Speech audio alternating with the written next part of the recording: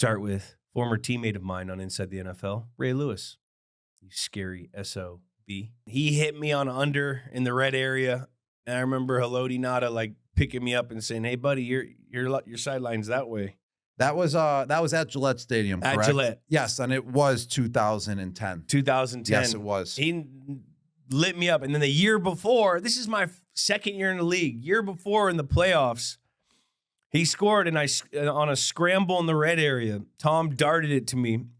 I caught it and I got a touchdown. And Ray was right behind me, and he kneed me so hard in my left butt cheek that like I got a crazy hematoma. And I looked like I had J-Lo booty on. Like my butt was just, I had one big butt. It was so fucking crazy. If we got smoked that game, but I wouldn't have been able to play the next week because I had like internal bleeding. It was fucking nuts. So that dude has scared the shit out of me. What do you think about? First off, AI hit it on point, but they didn't, talk about all his characteristics that he brings to the table as well. Yes, yeah. Great motivational speaker, great player, all the accolades, 2-time Super Bowl champion, whatever, 12-time Pro Bowler, but they didn't talk about the characteristics that makes him himself. Vicious out in the field. Vicious. Absolutely vicious. Intimidating. 100%. I would put my hand down, and I was already scared of Ray Lewis when he was lined up in front of me. I was when you're scared of a player, you're kind of already beat as well. That's how intimidating he was. Just the nature of just the way he carried himself, and the energy that he brought to the table. You did not want to mess with Ray Lewis. No doubt, no ands, ifs, or buts about that. Now, he was not just scary, but he was also like one of the smartest football players you fucking played. Very intellectual. I remember we'd be in a 3-by-1, like a trips formation, and he'd be sitting there calling out like, "All right, watch this hook, watch this hook." Like he'd be calling our plays, and I remember talking to him when we worked together, and he would study all of our TV copies so he could hear Tom's signals. He could hear all the line front signals. So anytime we would play the Ravens with Ray, we kind of knew that he knew everything. We had to change everything because he was such a smart, hardworking guy that did anything it took to fucking go out and win a game. If that meant sitting watching 5 hours of all the TV copies to get one little signal from something, that's what Ray Lewis was doing. Who do we got? He looks like Halloween. We got Jack Lambert, ladies and gentlemen. OMG. Played for the Pittsburgh Steelers. Jack Harold Lambert. What if you were lined up at tight end and Jack's the middle linebacker right here, and he looked at you and with his no teeth, and he said, "Hey, Gronk, I'm going to eat your lunch." What would you do? I'd probably be wide open because I'm going to run full freaking speed away from him. I'm running full speed. But at the same time, those are the guys that are hard to get open versus, because I'm 6'6". That's my advantage, is my height and my size. But when you're 6'4", and yeah, he was smaller than everyone, but dude. Long and lanky. Yeah, long and lanky, but he had that like hit stick. Like it's kind of like a type of strength that is kind of not taught. That like some type of strength where you don't go in the weight room to get that. That's that leverage strength. Yes, he's 6'4", whippy strength. Just, skinnier, more athletic than these other linebackers and other players in the NFL, but he had that, that pop. He had a pop in him. And when you have that pop and that toughness, I mean, it doesn't matter what size you are. You can knock down anyone, even if they're 50 pounds bigger than you. He's also like an intimidation factor. You seen the Super Bowl against the Cowboys where the kicker missed the fucking kick on the Steelers, and the Cowboy guy was heckling him. And fucking Jack Lambert grabbed him by the back of his thing and threw his ass down and said, "Hey, boy, shut the fuck up." Like, that, he's crazy. I think the ref was right there, was too scared to throw the damn penalty.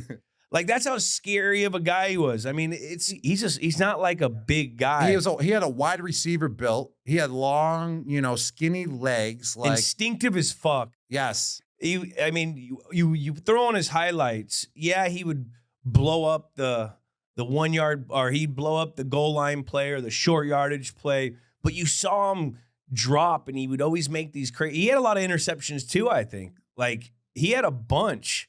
Grew up a Browns fan, played for the Steelers. Big hitter. He was trash talker that backed it up. Probably one of the toughest guys on one of the toughest so-called defenses of all time.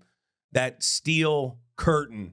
You know, you had Mean Joe Green, you had all these Jack Ham, and then you have fucking Lambert over there who, and this a lot guy of these guys are scared of him. This guy had no front teeth. No front teeth. He looked like a hockey player. He was labeled as the scariest looking player in the NFL, on top of being that scary on the field. He's also that's a double whammy. What about his nicknames? No, Jack Splat, Captain Jack, Dracula and Cleats. That's actually tight because he has no teeth. He kind of looks like a jack-o'-lantern. He kind of looks like a jack-o'-lantern. He does, in some pictures, some way. And then look at the helmet that he's wearing. With the face bar. mask, with the bar. You got the bar right down the middle. Makes him look even scarier. The neck roll. You saw him with the patent 1970s freaking hand and arm pads. You just see a guy like him giving a freaking clothesline to a quarterback and like spitting on him afterwards. Troy Polamalu, greatest hair. He was like the god of all gods for all these dudes that like, he was just a fucking maniac on the field. He was like the nicest dude. He used to hit guys and do little prayers afterwards because he was so nice-souled. I just remember always loving this guy because of all the polys in my neighborhood. Did he ever hit you and then like just kind of like prayed over you, Julian? Has that ever happened?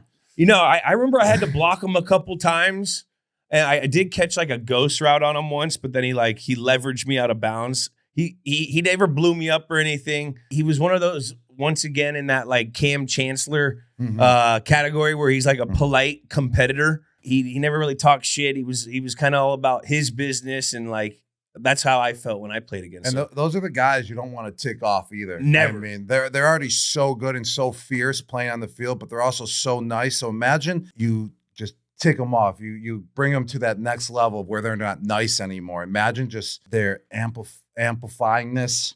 There's amplifyingness. They're amplifying. Yes, amplifyingness. There we go, baby. Just imagine how much more that would be, how much more those hits would hurt if you tick him off. What I loved about him, he was a ball hawk, bro. Out in the field. He was always around the ball, no matter what the situation was. He was a deep safety. And let me tell you, he was in the backfield more than he was back in his own backfield on the defensive side of the ball, making sacks, making tackles for losses.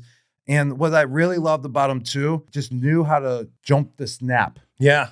Better than anyone. He time snaps. Like there's like probably like 5-6 plays of him jumping over the line of scrimmage on like a 4th and 1 and grabbing the quarterback and getting a head start for the QB sneak. Like he was just a guy that knew the football, always around the football, blew up screens.